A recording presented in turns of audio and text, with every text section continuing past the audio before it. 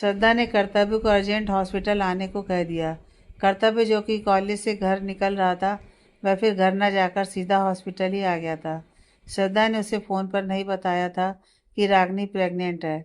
श्रद्धा ने उसे room number बता दिया, इसलिए वह सीधा ही वहां आ गया। रागनी ने जब उसे देखा तो उसके मुंह से निकलने वाले शब्द थे, I don't want this baby, I want to abort it. क्या हुआ रागनी? कर्तव्य कुछ हैरान सा बोला और रागनी के पास आकर बैठ गया। उसने रागनी के कंधे को पकड़ा तो उसे महसूस हुआ कि वह कांप रही थी। उसने धीरे से उसके चेहरे को अपने हाथों में भरा। ये क्या कह रही हो तुम? और उसके आंसू पोंछते हुए, तुम्हारी आंखों में ये आंसू? क्या बात है रागनी, रो क्यों रही हो? रागनी ने कुछ नहीं बोला, क्योंकि उससे कुछ बोला ही नहीं जा रहा था। उसने रोते हुए अपने सिर को कर्तव्य के सीने से लगा दिया। आप प्लीज़ मेरी बात मानिए, मुझे ये बच्चा नहीं चाहिए। डॉक्टर को कहिए कि वह इसे। क्या तुम्हें पागल कुत्ते ने काटा है जो पागलों जैसी बात कर रही हो? खुशी की बात है ये, और तुम हो कि मन तो कर रहा है कि तुम्हें एक थप्पड़ लगा दूं ताकि तुम्हारी अकल ठिकाने आ जाए। सच रागनी, तुम्हारी अकल पर पत्थर पड़े हुए हैं। अरे बोलने से पहले कुछ सोच समझ तो लो। जानती भी हो कि कितनी बड़ी बात बोल रही हो तुम। रागनी की बातों को बीच में ही काटकर श्रद्धा गुस्से में भड़क उठी थी रागनी पर, क्योंकि उसे उसकी बात बिल्कुल अच्छी नहीं लग रही थी कि कोई माँ अपने बच्चे के बारे में ऐसा कैसे बोल सकती है। यह एहसास तो एक औरत की ज़िंदगी का सबसे खूबसूरत एहसास होता है कि वह माँ बनने वाली है। 9 महीने अपने बच्चे को अपनी कोख में रखकर उसे अपने खून से सींचती है। अपने बच्चे के लिए वह हर परेशानी को नज़रअंदाज कर देती है, और जब अपने बच्चे की पहली रोने की आवाज़ सुनती है ना, तो खुद दर्द में होते हुए भी वह मुस्कुरा उठती है। पर यहाँ तो ये खुद ही अपने बच्चे को अबॉर्ट करने की कह रही थी। श्रद्धा प्लीज 1 मिनट। कर्तव्य फौरन उसे चुप करवाता हुआ बोला। श्रद्धा ने बड़ी मुश्किल से अपने गुस्से को दबाया और परिस्य को लेकर रूम से बाहर चली गई, क्योंकि अगर वह यहाँ रहती तो शायद उससे चुप न रह जाता। और कुछ वह चाहती थी कि रागनी और कर्तव्य दोनों अकेले में इस बारे में बात करें। श्रद्धा के जाने के बाद कर्तव्य ने रागनी को उसके दोनों कंधों से पकड़ा और उसे खुद से दूर किया। वह अभी भी रो रही थी। बात करते हैं, पर पहले तुम चुप हो जाओ। कर्तव्य उसके आंसू पोंछता हुआ बहुत ही नरमी से बोला। रागनी सुबकने लगी। उसे यूं देख और उसकी बातें सुनकर तो कर्तव्य भी बेचैन और परेशान हो गया था, पर उसने अपने चेहरे से लगने नहीं दिया। क्या बात है, मुझे आराम से बताओ। वह उसके हाथ को अपने हाथ में बहुत ही मजबूती से पकड़ता हुआ बोला। ये डॉक्टर बोल रही हैं कि मैं प्रेग्नेंट हूँ, और मैंने हमेशा ध्यान रखा था, नहीं पता, अपने पेट पर हाथ रखकर। ये कैसे हो गया? कैसे हो गया? क्या मतलब है रागनी? मेरा बच्चा, मेरा मतलब है कि हमारा बच्चा है ये। कर्तव्य उसकी ये बात सुनकर नाराजगी से बोला। हाँ हाँ, हमारा बच्चा है, पर मुझे मुझे ये बच्चा नहीं चाहिए। डॉक्टर से कहिए कि इसे वह गिरा दे। वह डरते हुए कर्तव्य से बोली। जस्ट शट अप रागनी, ये क्या नॉनसेंस बातें कर रही हो? होश में भी हो कि नहीं? कर्तव्य उसे डांटता हुआ बोला। आप मेरी बात क्यों नहीं समझ रहे? अपने सिर को पकड़कर रोते हुए, मुझे नहीं चाहिए ये बच्चा। रागनी रट्टू तोते की तरह एक ही बात को बार बार दोहरा रही थी। एक अजीब सा डर उसके चेहरे पर साफ तौर से देखा जा सकता था, और कर्तव्य अनजान नहीं था, पर उसे समझ नहीं आ रहा था कि आखिर रागनी किस चीज़ से इतना डर रही है। ऐसी क्या बात हो गई? अच्छा ठीक है, अगर तुम्हें ये बच्चा नहीं चाहिए तो हम इसे अबॉर्ट करवा देंगे, पर पहले मुझे कारण बताओ कि तुम्हें यह बच्चा क्यों नहीं चाहिए। कर्तव्य शांति और बहुत ही नरमी से बोला। क्या आप ताउम्र मेरे साथ रहेंगे? रागिनी ने सवाल किया, जिसे सुनकर कर्तव्य पहले थोड़ा हैरान हुआ और फिर सोचकर बोला। ताउम्र कुछ नहीं होता है रागिनी। अगर हम इस दुनिया में आएंगे तो एक न एक दिन तो जाना निश्चित है। ऊपर की तरफ हाथ करके, किसकी किस्मत में कितनी सांस है ये तो बस उस ऊपर वाले को पता है। उसके पास हमारी हर एक सांस की गिनती है। कोई भरोसा नहीं जिंदगी का कि कल हो ना हो। कर्तव्य ने लॉजिकली जवाब दिया था, पर उसका ऐसा जवाब सुनकर रागिनी और डर गई थी। फिर तो आपका भी कोई भरोसा नहीं है? हाँ। कर्तव्य थोड़ा चौंका था, पर फिर भी उसने छोटा सा जवाब दिया। और सच ही तो था कि जिंदगी का कोई भरोसा नहीं था कि कब वह ऊपर वाला हमसे हमारे चलते सांस छीन ले, कि आज है और शायद कल ना हो। और ऊपर वाले को बहाने बनाते देर कहाँ लगती है। तो आप ही बताइए फिर कि मैं क्यों क्यों इस बच्चे को इस दुनिया में लाऊं। मैं अपने आंसू साफ करती हुई बोली, जो लगातार उसकी आंखों से बह रहे थे। मैं कुछ समझा नहीं रागनी। मैं नासमझी वाले भाव के साथ उसकी तरफ देखते हुए बोला, जिंदगी का कोई भरोसा नहीं। आज आप मेरे साथ हैं और अगर कल ना हुए तो मैं तो बर्बाद ही हो जाऊंगी ना। और हमारा बच्चा अनाथ, जैसे पापा के जाने के बाद मैं हो गई थी। फिर घर वाले मेरी दूसरी शादी करवा देंगे जैसे मम्मी की करवाई थी। और फिर मैं मेरे बच्चे से दूर हो जाऊंगी जैसे मम्मी मुझसे हो गई थी। और मेरा बच्चा भी मुझसे नफरत करेगा जैसे मैं मम्मी से करती थी।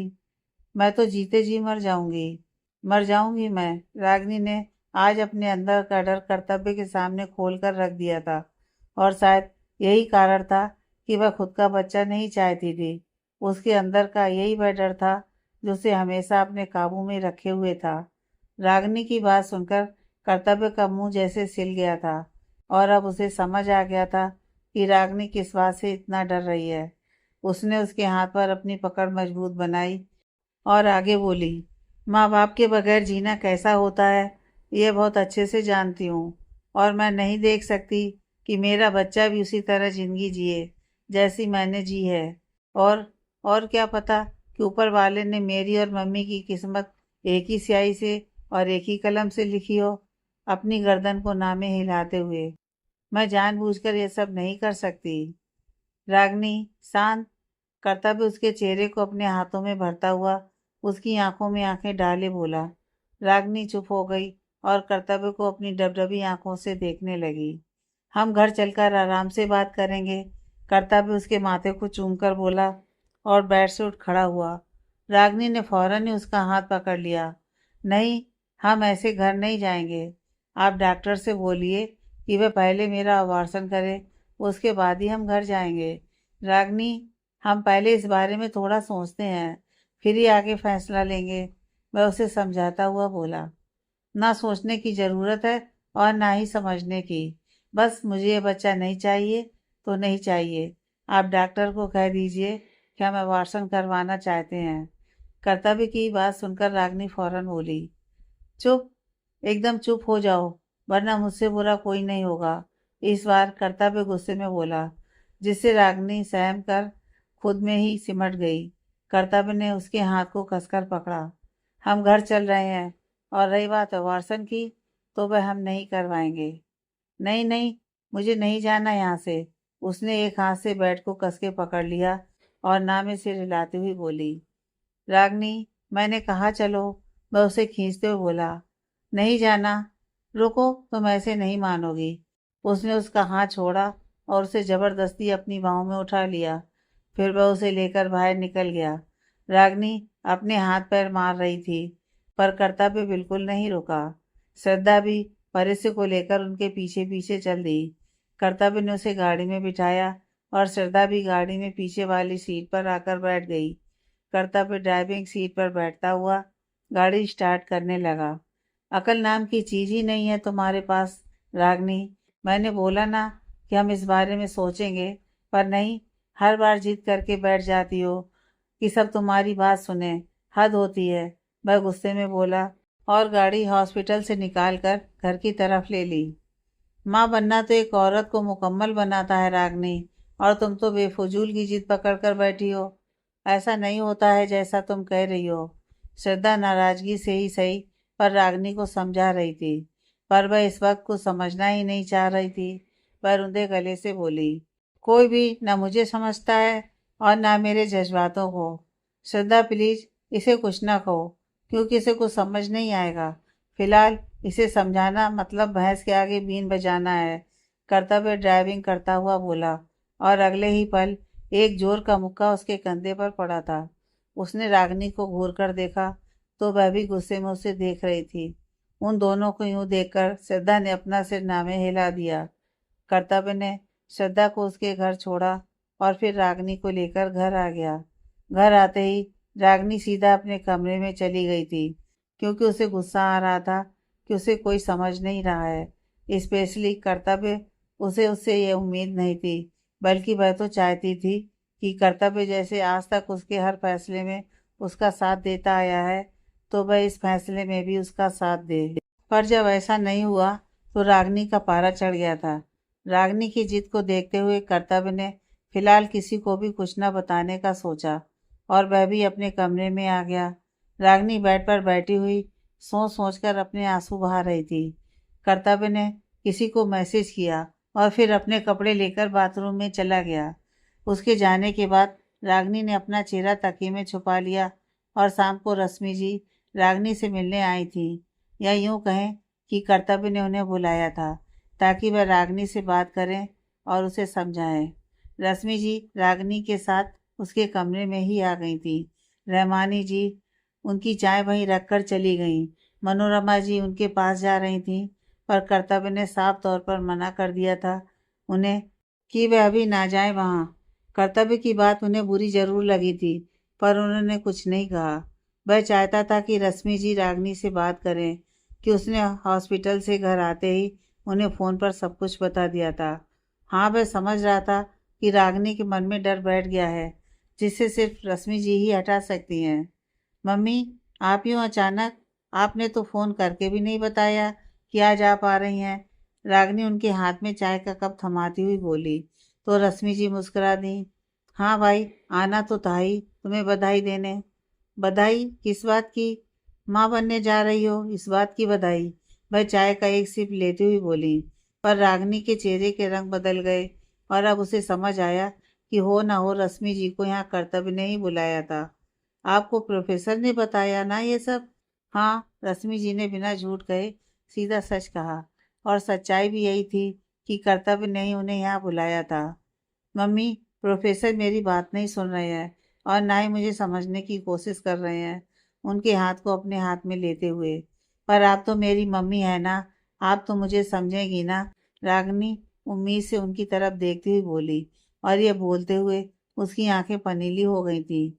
रश्मि जी ने अपने दूसरे हाथ में पकड़े चाय के कप को ट्रे में रखा और वह उसके गाल पर हाथ रखकर बहुत ही नरमी से बोली, बेटा, तुम गलत कर रही हो। क्यों खुद को तकलीफ दे रही हो? जो हो गया उसे भुला दो और अपने आज में जियो।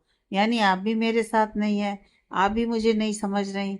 मैं उनके हाथ को अपने चेहरे से हटाते हुए नाराजगी से बोली, हाँ, मैं इसमें तुम्हारा साथ नहीं दे सकती, क्योंकि बेटा तुम गलत हो। अगर सब तुम्हारे जैसा सोचें तो इस दुनिया में कोई बच्चा ही नहीं पैदा करे। इतनी बड़ी खुशी है ये, पर तुम हो कि इस खुशी को ही ख़त्म करने का सोच रही हो। जरूरी नहीं कि सबकी किस्मत एक जैसी हो। तुम अपने इस डर की वजह से अपनी खुशियाँ तहस नहस कर रही हो, जो बहुत ही गलत है। मैं समझती हूँ तुम्हारा डर, पर बेटा, तुम्हारा यह डर बेवजह है। बेवजह नहीं है मेरा डर, और मुझे मेरी किस्मत पर जरा भी भरोसा नहीं है, क्योंकि इसने मेरा बहुत कुछ छीना है। ऊपर वाला ना करे कि अगर प्रोफेसर को कुछ हो गया तो? अपने पेट पर हाथ रखकर मैं अपने बच्चे को लेकर कहाँ जाऊंगी? उनकी बात बीच में ही काट रागनी भावुक होकर बोली, बेटा, दुख दर्द सबकी जिंदगी में आते हैं। इसका मतलब ये तो नहीं कि वह जिंदगी जीना ही छोड़ देते हैं। किसी की जिंदगी में पहले तो किसी की जिंदगी में बाद में, पर दुख आते जरूर हैं। जैसे एक काली रात के बाद सुनहरी सुबह का आगाज होता है, उसी तरह अब इतने सारे दुखों के बाद ऊपर वाले ने तुम्हारी जिंदगी में खुशियों के रंग भरे हैं। इसे अपने डर की वजह से बेरंग मत करो बेटा, और खुले दिल से इसे अपना लो। रश्मि जी उसे समझाती हुई बोली। उनकी बात सुनकर रागनी सोचने लगी थी, पर डर अभी भी उस पर हावी था। अच्छा ठीक है, तुम डर रही हो कि अगर कर्तव्य को कुछ हुआ तो तुम्हारा क्या होगा, है ना? तो ठीक है, मैं वादा करती हूँ, मैं तुम्हारी दूसरी शादी नहीं होने दूंगी। खुद पर, अपनी किस्मत पर, ऊपर वाले पर भरोसा नहीं है, पर मुझ पर तो है ना? मेरी बात मान कर ही अपनी इस खुशी को खुले दिल से अपना लो। पास्ट या फिर फ्यूचर का ना सोचकर प्रेजेंट में जियो। रागनी के हाथ को थपथपाते हुए, माना कि तुम्हें यह बच्चा नहीं चाहिए, क्या तुमने कर्तव्य के बारे में सोचा है? क्या वह भी यही चाहता है? रागनी के माथे पर बल पड़ गए, क्योंकि रश्मि जी सही कह रही थी। कहाँ उसने कर्तव्य के बारे में सोचा था, वह बस अपने बारे में ही सोच रही थी। मुझे पता है कि वह क्या चाहता है, रागिनी ने उनकी तरफ देखा। वह चाहता है कि तुम इस बच्चे को जन्म दो रागिनी। एक बार, बस एक बार खुद के बारे में न सोचकर कर्तव्य के बारे में सोचो। बाकी फैमिली वालों के बारे में सोचो। सच कहूँ तो सुकून मिलेगा तुम्हें उनके चेहरे की खुशी देखकर कि वजह तुम हो उनकी खुशी की। और तुम अकेली नहीं हो बेटा, हम सब तुम्हारे साथ हैं। भरी फैमिली है तुम्हारे साथ। हम सबकी दुआएं भी। नेगेटिव मत सोचो, बस पॉजिटिव सोचो। बाकी ऊपर वाले पर छोड़ दो। रश्मि जी ने अपनी बात रख दी और फिर वह शांत हो गई। वहीं रागनी किसी सोच में पड़ चुकी थी। बिल्कुल वह सेल्फिश थी। वह नहीं सोचती थी किसी और के बारे में, जरा भी नहीं। उसने कांपते हाथों से अपने पेट को छुआ। एकाएक उसके चेहरे पर एक छोटी सी मुस्कान आ गई थी। रागनी बेटा, पहले सोचो, तुम्हारा जो भी फैसला होगा मैं तुम्हारे साथ रहूंगी। रश्मि जी उसके सिर पर हाथ फेरते हुए बोली तो रागनी ने हमें सिर हिला दिया। डिनर करने के बाद कर्तव्य और रागनी दोनों ही अपने कमरे में आ गए थे। रश्मि जी बहुत पहले ही जा चुकी थी। बेड पर लेटी हुई रागनी सिर्फ रश्मि जी की कई बातों के बारे में ही सोच रही थी। उसने धीरे से कर्तव्य की तरफ देखा, जो दूसरी तरफ करवट बदले आंखें बंद करके लेटा हुआ था। उसने धीरे से अपने पेट पर हाथ रखा, फिर अजीब सा मुंह बना दिया। प्रोफेसर, कर्तव्य कुछ नहीं बोला। प्रोफेसर, कर्तव्य फिर भी कुछ नहीं बोला। रागिनी ने धीरे से अपने हाथ को उसके कंधे पर रखा। प्रोफेसर, मेरी बात सुनिए। आज बहुत सुन ली तुम्हारी बात। मेरा पेट ऑलरेडी भर चुका है तुम्हारी बेतुकी बातें सुनकर। अब ज़्यादा जान नहीं कि और सुन सकते हैं। तुम्हें जो करना है करो, कर्तव्य उखड़े से अंदाज में बोला। आपने कभी क्यों नहीं बताया कि आपको बच्चा चाहिए? वह उठकर बैठ गई और फिर उसने उसके हाथ को कसकर पकड़ लिया। हाँ, पर मैं तुम्हें फोर्स नहीं करना चाहता था। मुझे लगता था कि कम से कम यह फैसला तो तुम्हारा ही होना चाहिए। पर अब क्या फ़र्क पड़ता है कि मैं क्या चाहता हूँ और क्या नहीं। तुम वो करो जो तुम्हें करना है। कर्तव्य बिना उसकी तरफ देखे बोला। कर्तव्य की बातें रागिनी को बुरी तरह से चुभ रही थी। वह वापस से अपनी जगह लेट गई और धीरे से अपनी भीगी हुई पलकें अपनी आंखों पर फैला दी। कर्तव्य और बाकी सब डाइनिंग टेबल पर बैठे नाश्ता कर रहे थे और रहमानी जी रागिनी को बुलाने ऊपर गई हुई थी। तभी वह रेलिंग पर खड़ी होकर थोड़ा चिल्लाते हुए बोली, मनोरमा जी, कर्तव्य बेटा, देखो रागिनी को क्या हो रहा है। एक अजीब सी घबराहट थी उनकी आवाज़ में। कर्तव्य ने अपना नाश्ता वहीं छोड़ दिया और ऊपर की तरफ दौड़ा कि वह तो जानता था उसकी हालत को। क्या हो गया मनोरमा, बहू जाकर देखो। सुशील जी सीढ़ियों की तरफ देखते हुए मनोरमा जी से बोले तो मनोरमा जी हाँ में सिर हिलाकर ऊपर की तरफ बढ़ गईं। कर्तव्य जैसे ही कमरे में आया तो उसे बाथरूम में कुछ आवाज़ें आईं। वह बिना वक्त गंवाए अंदर आ गया। रागिनी सिंक के पास झुकी हुई उल्टियाँ कर रही थी। उसने आगे बढ़कर उसे थाम लिया और धीरे धीरे उसकी पीठ सहलाने लगा।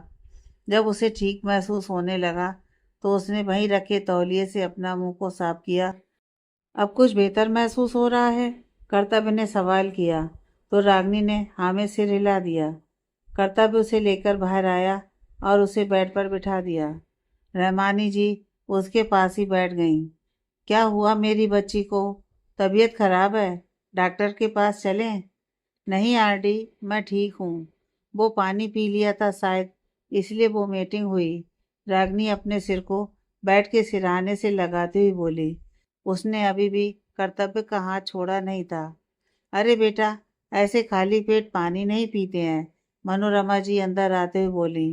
तुमने तो डरा दिया था सबको, रहमानी जी की ओर देखते हुए। और तुम्हारी ये आरडी, ये तो तुम्हारी एक चीख पर पूरे घर को ही सिर पर उठा लेती हैं। आरडी मुझसे बहुत प्यार करती हैं ना, इसलिए वह मुझे तकलीफ में नहीं देख पाती। रागिनी रहमानी जी की तरफ देखकर मुस्कुराई। बेटा, मैं तुम्हारा नाश्ता यहाँ लेकर आती हूँ, रहमानी जी उठते हुए बोली कि तभी रागिनी ने उनका हाथ पकड़ लिया।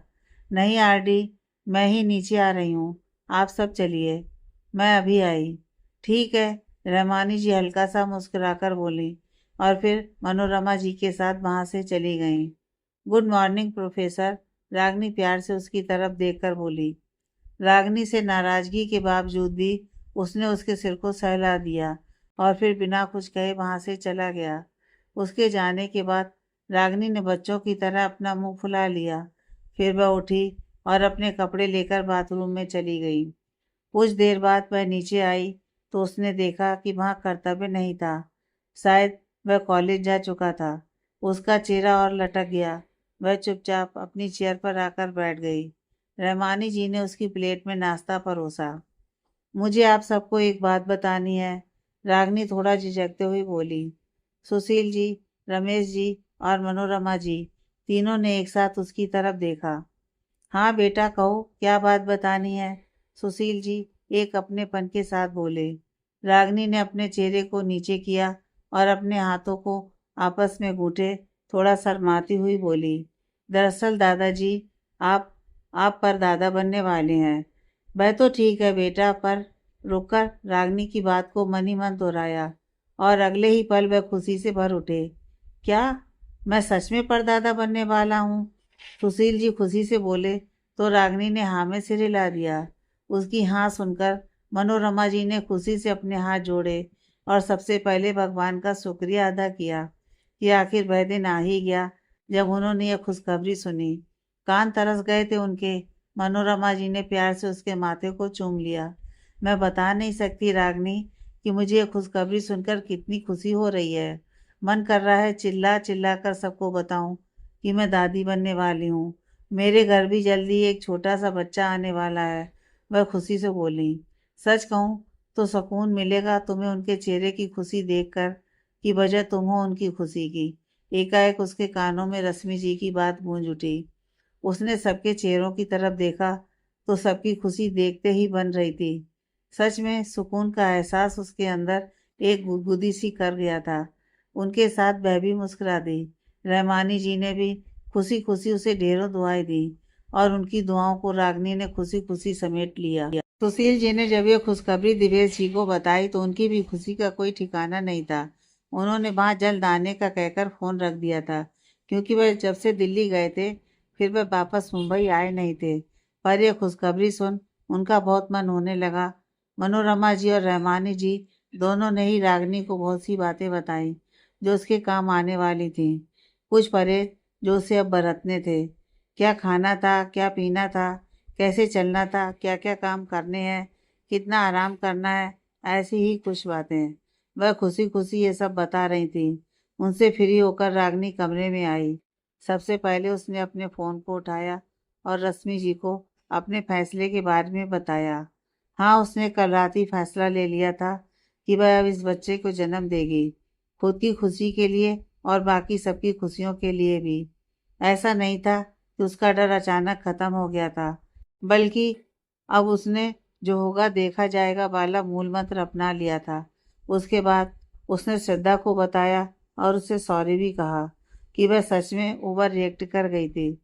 श्रद्धा ने भी उसे खुशी से इट्स ओके कह बात को रफा दफा कर दिया था।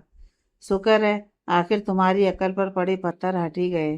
फोन रखते वक्त श्रद्धा ने मजाकिया अंदाज में उससे कह दिया तो वह भी हंस दी। हाँ, श्रद्धा से बात करने के बाद उसे कर्तव्य का ख्याल आया। वह सोचने लगी कि क्या उसे फ़ोन करके बता देना चाहिए या फिर उसके वापस लौटने तक का इंतज़ार करना चाहिए। थोड़ी देर सोचने के बाद उसने फ़ोन को बंद करके रख दिया कि अब तो वह आमने सामने ही बताएगी उसे। मम्मा बहुत स्टूपिड है बेबी, पर मम्माज प्रॉमिस आगे से ऐसी स्टूपिडी नहीं करेगी। आपको कुछ नहीं होने देगी और आपको हमेशा प्रोटेक्ट करेगी। रागिनी मुस्कुराकर अपने पेट को सहलाती हुई बोली। कर्तव्य जैसे ही घर आया सब हॉल में ही बैठे हुए थे।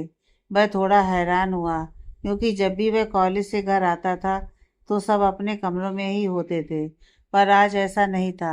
सुशील जी की नज़र जब कर्तव्य पर पड़ी तो वह मुस्कुराकर बोले, आ गए प्रोफेसर साहब? जी दादाजी। मुस्कुराते हुए वह सुशील जी के पास बैठ गया। सुशील जी ने उसके कंधे को थपथपाया। आज मैं बहुत खुश हूँ।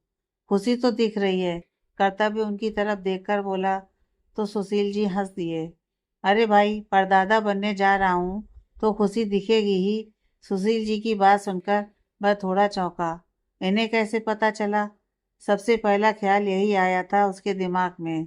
तभी रहमानी जी 2 प्लेट्स में कुछ फ्रूट्स लेकर हॉल में आई, उन्होंने एक प्लेट तो सुशील जी को दे दी और एक प्लेट शायद रागनी के लिए थी, क्योंकि जब से पता चला है कि वह प्रेग्नेंट है, तब से ही वह और मनोरमा जी दोनों ही उसका खास ख्याल रखने लगी थी।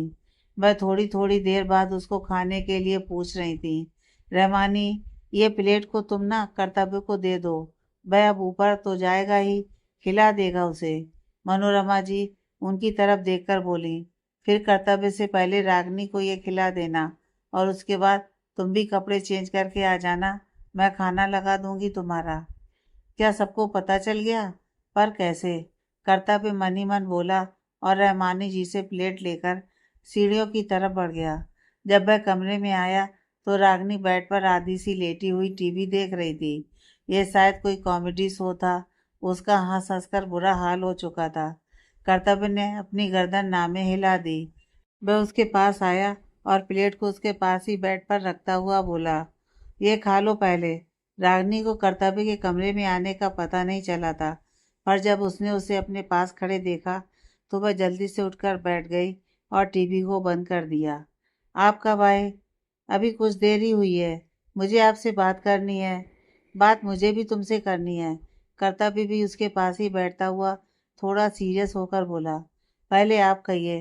रागनी ने उसकी ओर देखकर कहा। पहले तो कर्तव्य थोड़ा चुप सा रहा, फिर एक गहरी सांस लेकर बोला, मैं नहीं जानता कि सबको तुम्हारे प्रेग्नेंट होने का कैसे पता चला, पर सच में मैंने किसी को कुछ नहीं बताया। हाँ, जानती हूँ कि आपने नहीं बताया किसी को, क्योंकि सबको मैंने खुद बताया था कि मैं प्रेग्नेंट हूँ। रागनी उसके हाथ पर अपना हाथ रखकर बहुत ही आराम से बोली, क्या? पर क्यों? तुम तो नहीं चाहती हो ना ये बच्चा, तो फिर क्यों बताया तुमने सबको? हाँ, मानती हूँ कि पहले मैंने ही कहा था कि मुझे ये बच्चा नहीं चाहिए, पर फिर मम्मी ने मुझे समझाया और मैंने भी इस बारे में सोचा। फिर मैंने डिसाइड किया कि मैं अपने पेट पर हाथ रखकर इस बच्चे को रखूंगी। रागनी ने कहा तो कर्तव्य उसकी तरफ देखकर बोला, कोई जोर जबरदस्ती नहीं है रागनी, क्योंकि ये फैसला आज भी तुम्हारा ही है। 9 महीने इसे तुम्हें रखना है। आप क्या चाहते हैं? क्या फर्क पड़ता है कि मैं क्या चाहता हूँ? तुम्हें क्या चाहिए इस बारे में सोचो। आप मुझसे नाराज है ना, तभी तो ऐसी बातें कर रहे हैं। अपने कानों को पकड़कर, सॉरी ना। हाँ, मैंने कल ओवर रिएक्ट कर दिया था, पर बाद में मुझे समझ आ गया। रागनी आंखों में नमी लिए बोली। कर्तव्य ने धीरे से उसकी तरफ देखा तो लग रहा था कि अगर उसने कुछ देर और उससे ऐसे बात की तो वह पक्का रो देगी। नाराज नहीं हूँ, पर कभी कभी तुम्हारी हरकतों पर गुस्सा आ जाता है। वह उसकी नाक पर टैप करता हुआ मुस्कुराकर बोला। उसे मुस्कुराता देख रागनी भी मुस्कुरा दी और धीरे से अपने सिर को उसके कंधे पर रख दिया। सॉरी, पर आगे से कोशिश करूंगी कि मुझसे कोई गलती ना हो और ना ही कुछ बकवास। हाँ, आप खुश तो हैं, बाप बनने वाले हैं। खुश तो होऊंगा ना। और तुम? कर्तव्य उसके चारों ओर अपनी बाहों का घेरा बनाता हुआ बेहद खुशी से बोला। आप खुश तो मैं भी खुश।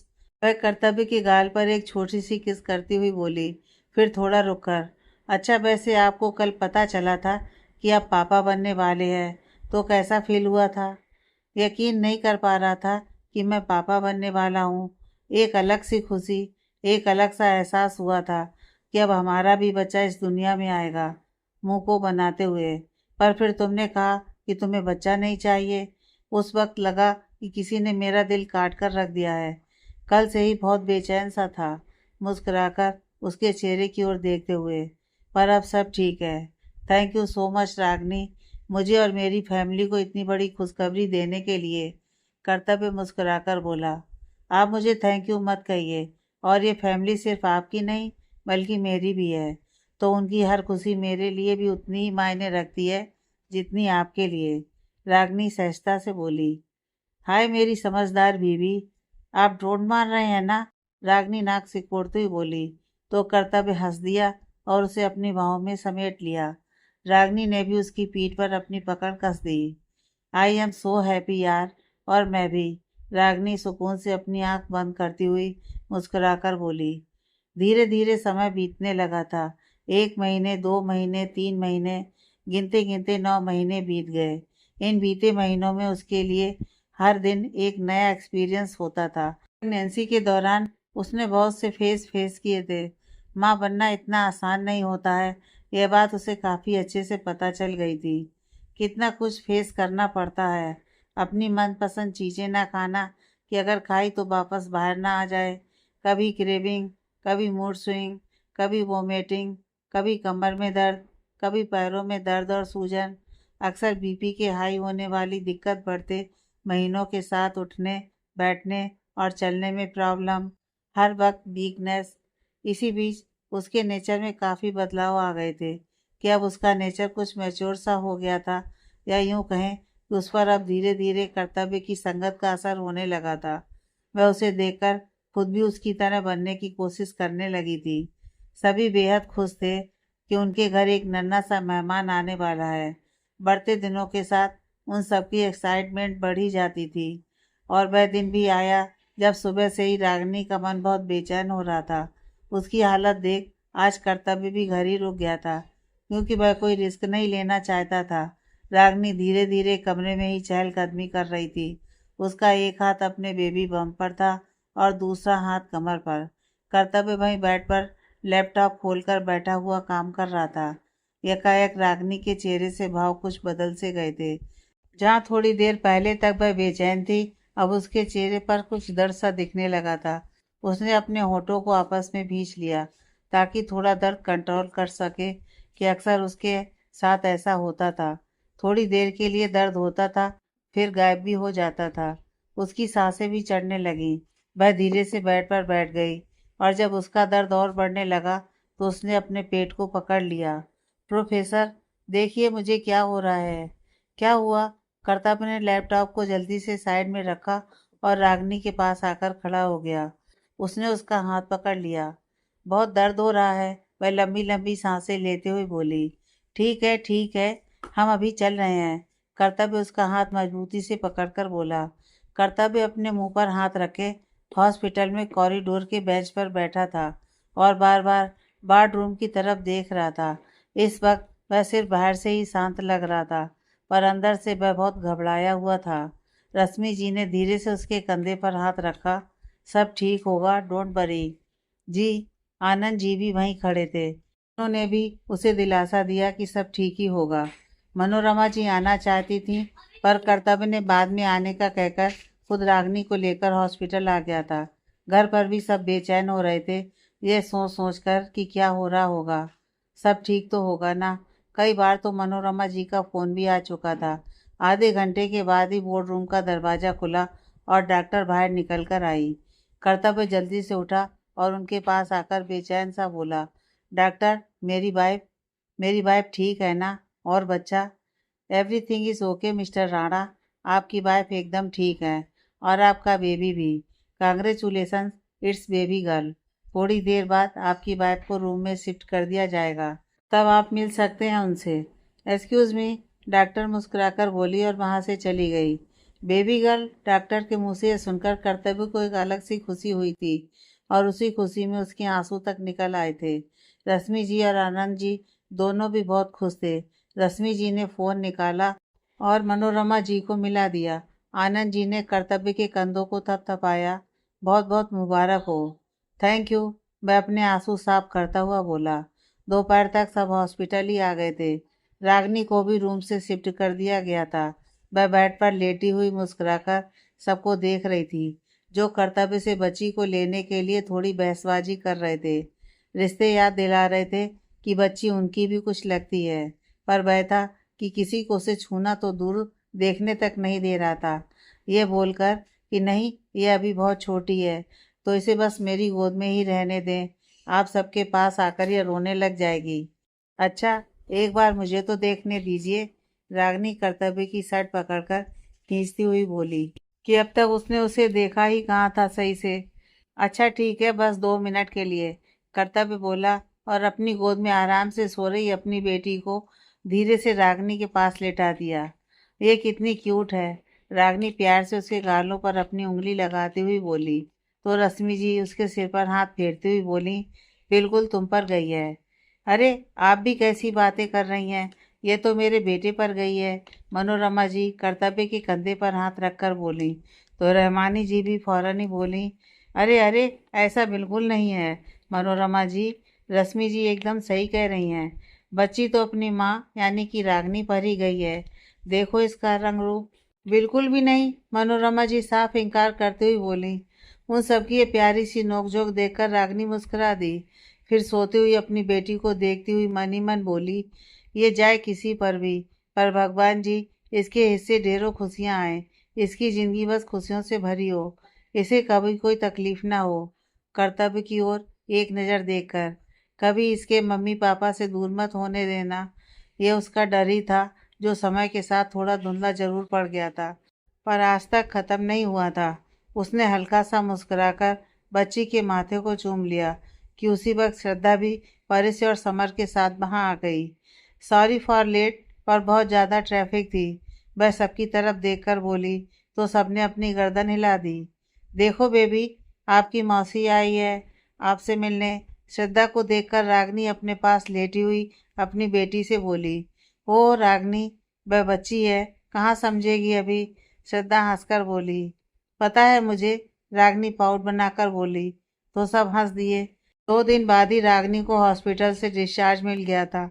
घर आने के बाद उसके लिए नीचे वाला रूम ही साफ करवा दिया गया था, क्योंकि अभी डॉक्टर्स ने उसे सीढ़ियाँ चढ़ने के लिए साफ मना किया था। रागनी के पास हर वक्त चाहे तो मनोरमा जी होती थी या फिर रहमानी जी। रश्मि जी भी उससे मिलने हर रोज आ जाती थी। और श्रद्धा, वह तो कुछ दिनों के लिए राणा हाउस में ही शिफ्ट हो गई थी। कर्तव्य तो पापा बनकर इतना खुश था कि उसकी खुशी संभाले नहीं संभल रही थी।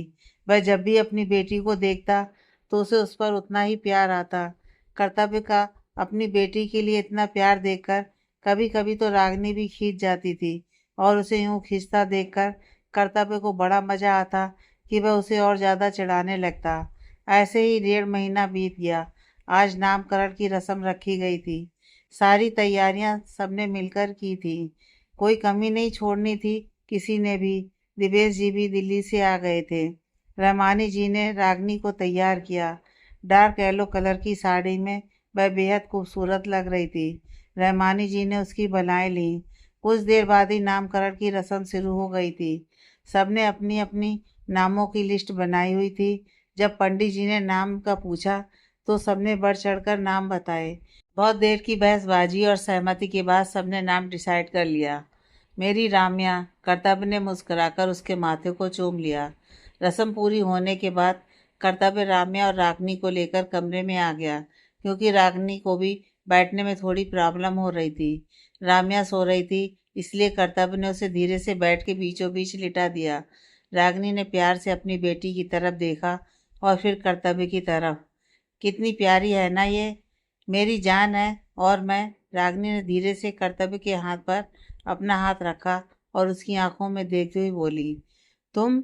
सोचते हुए। तुम भी जान हो। पर सोती हुई रम्या की ओर देखते हुए।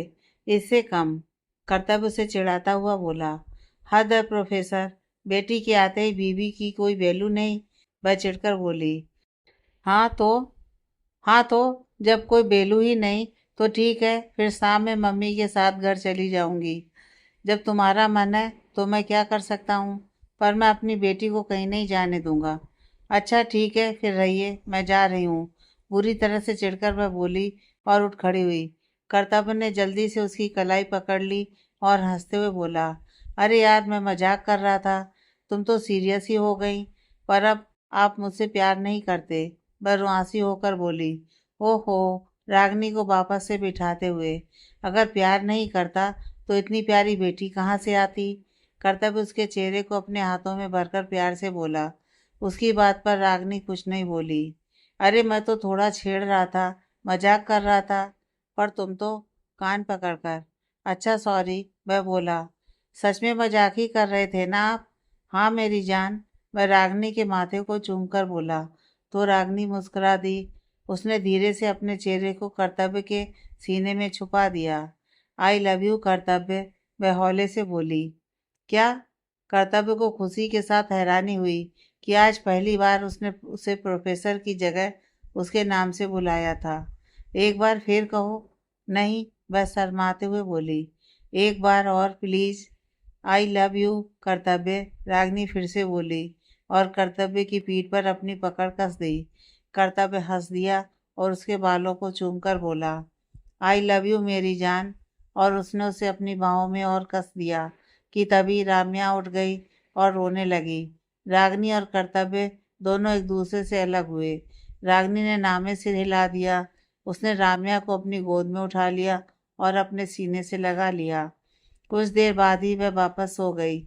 उसके वापस सोने के बाद रागनी ने उसे बेड पर लिटा दिया।